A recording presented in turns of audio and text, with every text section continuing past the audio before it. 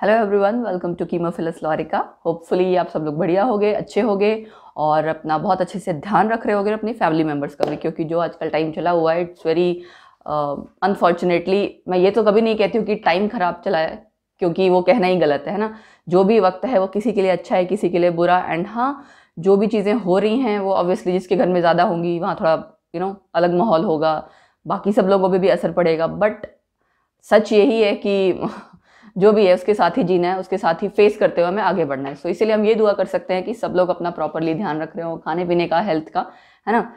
और साथ के साथ स्टूडेंट स्पेशली पढ़ाई का भी ध्यान रख रहे हो, क्योंकि ये टाइम आपका वापस नहीं आएगा, है ना। एक बार चला जाएगा, अगर आप इसको ऐसे ही वेस्ट कर दोगे तो आगे आने वाले टाइम में जब आपको कॉम्पिटिशन के लिए फाइट करना होगा तो आप प्रिपेयर नहीं होगे। इसलिए मैं बार बार कहती हूँ, don't waste your time, use it wisely.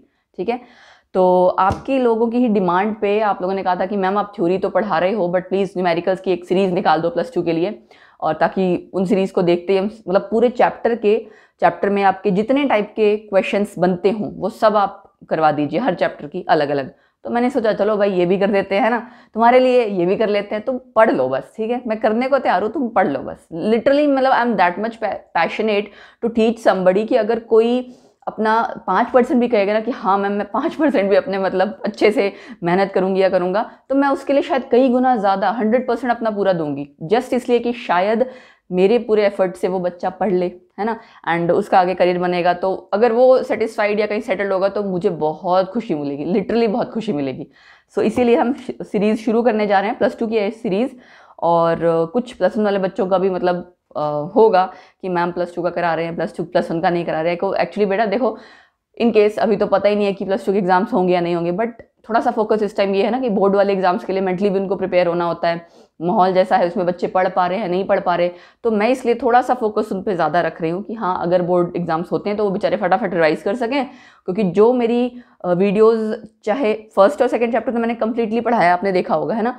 Third fourth quick revision के नाम से तो है, but that quick revision is more than sufficient. Literally मैं मतलब ट्रस्ट मी, मुझे पता है कि मैंने उसमें बोर्ड से के लेवल से थोड़ा सा ज़्यादा पढ़ाया है कि बच्चा अगर अपना बेसिक्स थॉरली कवर अप करना चाहता है और कंपटीशन के बेसिक्स में भी अगर अटेम्प्ट करना चाहे तो कर सकेगा। उसको थोड़ी सी क्वेश्चंस की प्रैक्टिस एंड एडवांस चीज़ें थोड़ी पढ़नी पड़ेंगी, ज़्यादा नहीं। तो इसीलिए ये मत सोचना कि भैया तो क्विक रिविजन है ना। क्विक रिविजन भी है और आप उस क्विक रिविजन में पूरा सीख जाओगे, बट ये है कि आपको मेहनत करनी पड़ेगी। ठीक है, मेहनत ये है कि आप उन वीडियोज़ को देखिए, अपने खुद से नोट्स बनाइए। और खुद नोट्स बनाने का आप लोग सोच रहे हो कि मैंने PDF नीचे लिंक क्यों नहीं डाल रही, जानबूझ के नहीं डाल रही। क्यों? क्योंकि मैं नहीं चाहती कि आपको स्पून फीडिंग कराई जाए। स्पून फीडिंग होता है कि सब कुछ पका पकाया माल, उसके बाद आप कभी सीखोगे नहीं, राइट। सो इसीलिए अपने नोट्स खुद बनाइए, पढ़ाई कीजिए। एंड हम शुरू कर रहे हैं आज से ये सीरीज़, जिसमें पहला चैप्टर था हमारा सॉलिड स्टेट, राइट। उसके न्यूमेरिकल्स मैंने वैसे नो डाउट उस वीडियो में कराए हुए हैं, बट फिर से करा रही हूँ तुम्हारी प्रैक्टिस के लिए। ठीक है, देख लो तुम्हारे लिए कितना कर रही हूँ। तुम्हारा भी बनता है, क्या बनता है, लाइक करो, शेयर करो ज़्यादा से ज़्यादा अपने फ्रेंड सर्कल में, ब्रदर सिस्टर, जहाँ भी जिनको नीड है, आपको लगता है कि हाँ उनको नीड क्या है यार, जो भी +2 में उसको दो। +2 के मैं तो बोलती हूँ आगे पीछे वालों को भी जो केमिस्ट्री पढ़ रहे हैं, क्योंकि बहुत से बच्चों के बेसिक्स के तोते बड़े होते हैं। सो I would say in videos को देखो, पढ़ो, hit the like button, share करो as much as you can. जितना आप सपोर्ट करते हो सपोर्ट करो, कमेंट सेक्शन में अपने विचार व्यक्त करें आप। ठीक है जी, चलिए पहला क्वेश्चन देखते हैं। पहला क्वेश्चन है, a cubic solid is made up of 2 elements x and y, atoms y are present at the corners. एक आपका जो पूरा सॉलिड दिया हुआ है उसमें x और y 2 एलिमेंट्स हैं। x की पोजीशन बताई हुई है, y की पोजीशन बताई हुई है, और पूछा हुआ है फॉर्मूला बताओ एंड कोऑर्डिनेशन नंबर बताओ। वन थिंग मोर, इन क्वेश्चंस को करने से पहले आपको क्या करना पड़ेगा, जो भी चैप्टर मैं करा रही हूँ, जिसके न्यूमेरिकल करा रही हूँ, उसकी वीडियो आप जाके दोबारा देखिए। क्यों देखिए? चाहे बेशक आपको मतलब उसको फॉरवर्ड करके थोड़ा सा देख लेना, अगर आपने पहले अच्छे से पढ़ रखी है। उसका रीज़न ये है कि आपके सारे फॉर्मूले प्रॉपरली रिवाइज हो जाएंगे। सॉलिड स्टेट की भी वीडियोस में 2 पार्ट्स में डिवाइड करूंगी, क्योंकि बहुत न्यूमेरिकल्स हैं, है ना। मैं नहीं चाहती कि एक वीडियो लंबी हो जाए, ना मैं ये चाहती हूँ कि आपके कोई न्यूमेरिकल्स मिस हो जाएं, तो मैं पूरी प्रैक्टिस कराना चाहती हूँ। तो आप पहले जाइए, फॉर्मूलाज रिवाइज कीजिए, फिर वापस आइए और क्वेश्चन कीजिए। ठीक है जी, चलो। वाई एटम्स आपके कॉर्नर्स पे प्रेजेंट हैं, ठीक है। तो यानी आपका एटम्स ऑफ वाई, ठीक है, are at corners, their contribution कितनी होगी, 8 × 1/8। कॉर्नर वाले में यही होती थी ना, = 1 आ गया। ठीक है जी। एंड x आपका कहाँ है, at the body centre, at body centre. तो ये भी आपका क्या हो जाएगा, इसकी contribution contribution is equal to 1। क्यों? क्योंकि जो बॉडी सेंटर वाला है वो कभी शेयर ही नहीं होता भाई, तो जाहिर सी बात है। रेशियो ले लेंगे आप, बस दैट्स इट। देखो यहाँ मैं आपको ना न्यूमेरिकल सॉल्व करना जस्ट सिखा रही हूँ, I am not telling you how to write, क्योंकि स्टेटमेंट करना, स्टेटमेंट बनाना ये तो आप ऑलरेडी पहले भी सीख चुके हो, राइट। 9th-10th में आप जब मैथ्स के क्वेश्चन करते थे वहाँ पे बेसिकली आपको इसी चीज़ पे कमांड कराई जाती थी कि बेटा स्टेटमेंट कैसे बनानी है। तो आप स्टेटमेंट आई होप बना पाएंगे अच्छे से, ठीक है। आपको इसमें ये पूछा हुआ था, उसके बाद पूछा है भाई कोऑर्डिनेशन नंबर। अब आप मुझे ये बताओ, कोऑर्डिनेशन नंबर अगर मैं कहूँ तो क्या होता है? नेबरिंग जो आपके एटम्स है वही होते हैं ना, एक है आपका बॉडी सेंटर और बाकी है आपके कॉर्नर्स पे। तो बॉडी सेंटर वाले के हिसाब से अगर आप इमेजिन करो सीजियम क्लोराइड का स्ट्रक्चर, वो सेम यही है। So it means x and y दोनों का कोऑर्डिनेशन नंबर क्या हो जाएगा यहाँ पे? 8, राइट। बड़ा सिंपल था। बेसिक्स अगर किसी के क्लियर हैं तो न्यूमेरिकल करने में तो कहीं दिक्कत आएगी ही नहीं। एक्स एंड वाई 8, पहला क्वेश्चन हो गया। चलो दूसरा क्वेश्चन करें। दूसरा क्वेश्चन है हमारा, calculate the number of unit cells in 8.1 gram of aluminium if it crystallises in a FCC lattice. देखो जी, यहाँ आ गया मोल कॉन्सेप्ट। सारी केमिस्ट्री कनेक्टेड ही है, ऐसा तो है नहीं कि आप ये सोचो कि हमें वो ना आता हो कुछ और आ जाए, है ना। तभी मतलब मोल कॉन्सेप्ट आना भी बहुत ज़रूरी है। इसलिए मैंने जब याद है जब पढ़ाया था मोल कॉन्सेप्ट, तो मैंने कहा था हर जगह बीच बीच में अड़ंगा लड़ाएगा, और अगर आपने पहले मोल कॉन्सेप्ट नहीं सीखा तो बाद में वॉट लगेगी ठीक है, तो कोई बात नहीं। यस, 1 मोल किसके बराबर होता है जी? 1 मोल होता है एटॉमिक मास ऑफ, यहाँ पे एल्यूमिनियम है, इज इक्वल टू 27 ग्राम। और हमें नंबर ऑफ एटम्स या number of unit cells obviously इसके बारे में बात करनी है। तो आप किसको कोरिलेट करेंगे? 27 gram of aluminium is equal to 6.02 into 10⁻23 number of atoms. ठीक है जी, चलो नंबर ऑफ एटम्स आपने निकाल लिए। उसके बाद आपको निकालना लेकिन किस में था? 8.1 ग्राम में। 27 ग्राम में अगर इतना है तो 8.1 ग्राम में कितना होगा? 6.02 इंटू 10⁻23 डिवाइड बाई 27 इंटू 8.1। ठीक है, ये आपने पूरा कैलकुलेट कर लिया। एंड 1.8 मैंने ऑलरेडी कैलकुलेट किया हुआ है, 1.8 इंटू 10⁻23। ठीक है, ये आप काट पीट करोगे, वैसे भी देख सकते हो यहाँ से ये कट रहा है और 81 भी कट जाएगा ऑब्वियसली 9 से, तो ये क्लियर कट था। यहाँ पे 1.8 पॉइंट समथिंग आएगा, 1.8 भी निकाल दोगे तो चलेगा जी। ये आपका आया है 8.1 ग्राम में इतने एटम्स। नाउ इसका क्या बेनिफिट है फिर कि आपका जो एल्यूमिनियम है वो किस क्रिस्टल स्ट्रक्चर में है? प्रेजेंट है एफसीसी लैटिस में। आपको पता है फेस सेंटर्ड लैटिस में कितने एटम्स होते हैं? 4। ठीक है, तो हम उसको क्या लिखेंगे? FCC lattice has 4 atoms. ठीक है, आपको निकालना क्या था? Number of unit cells, right. तो आपको अगर ये पता रहेगा कितने एटम्स हैं और ये इनको डिवाइड करके नंबर ऑफ यूनिट सेल्स आ जाएंगे, 4 atoms. So 1.8 into 10⁻³ divide by into 10⁻23 divide by कितना आ गया? 4। इसको जब आप कैलकुलेट करोगे तो आपका आ जाएगा 4.5 इंटू 10⁻22, राइट। और ये आपका आ जाएगा नंबर ऑफ यूनिट सेल्स। था ना सिंपल कि आपको मोल कॉन्सेप्ट आता हो अगर, तो आपने जस्ट कोरिलेट किया नंबर ऑफ एटम्स के साथ, एवोगाड्रो नंबर ऑफ एटम्स के साथ। एंड पहले आपने 8.1 ग्राम में निकाले कितने एटम्स हैं, फिर जब आपको दोनों जगह से एटम्स पता था कि एफसीसी लैटिस में कितने एटम्स होते हैं और जितने आपने कैलकुलेट किए उसको डिवाइड कर दोगे तो ऑब्वियस सी बात है आपको नंबर ऑफ यूनिट सेल्स निकल आएंगे। ठीक है, बहुत सिंपल क्वेश्चन थे, हमने 2 क्वेश्चन कर लिए, बढ़ते हैं आगे। सो नेक्स्ट क्वेश्चन है आपका, A compound made up of elements A and B crystallizes in the cubic structure। Again वैसा ही है जैसा आपने पहले किया था, बस थोड़ा सा डिफरेंट है। दूसरा थोड़ा सा डिफरेंट क्या है? एटम ए आपके प्रेजेंट आपका कहाँ है? कॉर्नर्स पे as well as face centre. एक ही एटम अब 2 जगह है। और ऐसे ही एटम बी के बारे में बताया हुआ है। इस तरह के क्वेश्चंस मैंने उस वीडियो में कराए हुए हैं, तो जिन लोगों ने वहाँ किया होगा उनको ऑब्वियसली यहाँ पे करना ईजी होगा। ठीक है, बट स्टिल एक हम सीरीज क्रिएट कर रहे थे तो आई शुड मुझे ऐसे लगा कि क्यों ना मैं इसको फर्स्ट चैप्टर से ही कर लेती हूँ। कोई बात नहीं, क्या होता है भाई, दोबारा कर लेंगे, है ना। सो किससे स्टार्ट करें? एटम 8 से, है ना। एटम ए, देखो मैं बहुत शॉर्ट में कर रही हूँ। Atom A present at corners, ठीक है, प्लस और कहाँ है? Face centres. तो आपने उसकी कंट्रीब्यूशन के अकॉर्डिंग कैलकुलेट करना है। प्रेजेंट है कॉर्नर्स, कॉर्नर्स पे क्या होता है? 8 इंटू 1/8। एंड फेस सेंटर पे क्या होता है? कितना होता है भाई? 6 फेसेस होते हैं ना, और वो कहाँ कहाँ कितने में शेयर होता है? 6 इंटू 1/2। एक फेस आपका 2 ही जगह शेयर हो रहा है, उससे ज़्यादा शेयर नहीं हो रहा। ये सारी चीज़ें मैंने बहुत अच्छे से समझाई थी। अब ये नहीं पता आप लोगों को कितना ध्यान है, कितना आ गया ये 1 + 3 = 4, एटम ए 4 आ गया। इसी तरह से कैलकुलेट कीजिए आप एटम बी। कहाँ है भाई एटम बी? एटम बी है on edge centres plus plus plus plus body centre. Body centre सबसे बढ़िया, पता क्यों? कुछ करना ही नहीं है, अंदर आराम से वो कमरे के सेंटर में बैठा हुआ है, जहाँ सारे दरवाजे बंद हैं, ना उसके पास कोई आ सकता है ना वो कहीं बाहर जा सकता है। तो ये तो आपका 1 आ गया। एज सेंटर में आपके कितने एजेस होते हैं? 12 एजेस, राइट। और एक एज आपकी कितनी जगह शेयर होती है? सपोज करो कोई क्यूब इमेजिन करो, उसकी एक एज है कॉर्नर में, जिसकी है उसके साथ वाले की और उसके ऊपर जो 2 होंगे, ठीक है। तो इस तरह से 4 क्यूब अगर आप इमेजिन करेंगे तो 12 × 1/4, तो क्या आ गया? 3 + 1 = 4। सो A is to B, यही करते हो ना आप? क्या हो गया? 4:4, फॉर्मूला आ गया जी AB। कितना सिंपल था, है ना? कुछ खास मुश्किल नहीं था। इसमें ना क्वेश्चन और था, ड्रॉ द स्ट्रक्चर, ठीक है। तो देखो अब स्ट्रक्चर अगर बनाने को आ जाए तो वो भी बड़ा सिंपल सा है, बट ये है कि वहाँ पे आपको, ये मैंने आपको स्ट्रक्चर बना के दिखाया हुआ है, जो हमने थ्योरी जो हमने पढ़ी थी वहाँ पे। कुछ नहीं करना है, बस आप ये जैसे कॉर्नर्स पे है, फेस सेंटर्स पे है, तो एटम ए को एक कलर से ड्रॉ करना, एटम बी को दूसरे कलर से ड्रॉ करना। फाइन, चलिए जी अगला क्वेश्चन करें। अगला क्वेश्चन, अभी तक एक जैसे टाइप के क्वेश्चन थे, अब हमारा अगला क्वेश्चन का है, क्या है? Solid AB has NaCl structure. पहले तो ये ध्यान रख लो कि NaCl का ऑक्टाहेड्रल टाइप ऑफ स्ट्रक्चर है, ये आपको थोड़ा याद रखना पड़ेगा, ठीक है। और नहीं भी याद रहता तो मैंने डिटेल में इसको एक्सप्लेन किया हुआ है, अगर आपको ध्यान हो 5 टाइप्स के स्ट्रक्चर कराए थे मैंने, ठीक है। If the radius of the cation is this much, what is the radius of the anion?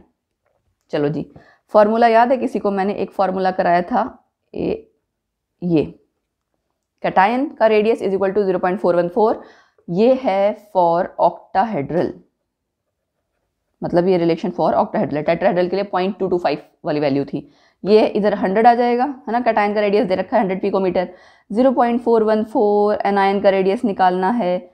So it's very simple, 100 divide by 0.414, और ये आपका अप्रॉक्सीमेटली आ जाएगा 241.5 पिकोमीटर। था ही कुछ नहीं।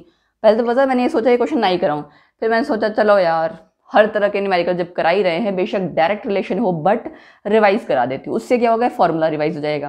तो अब यहाँ आपके जितने न्यूमेरिकल आ रहे हैं ना, उसमें ऑलमोस्ट सारे आपके न्यूमेरिक जो फॉर्मूलेज हैं वो रिवाइज हो जाएंगे।